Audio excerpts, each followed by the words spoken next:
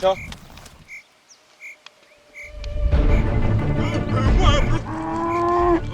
Sorry bro, sorry. Hi mani vulavula ma. N'we a hleketa nga ku nge vukulu. A ni nga vuli swona bro.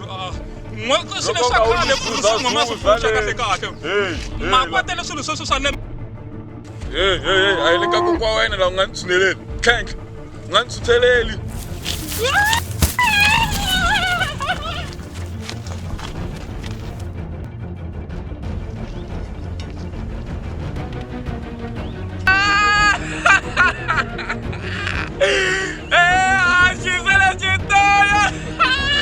Eu não comi na mucha. Até que tá gostando,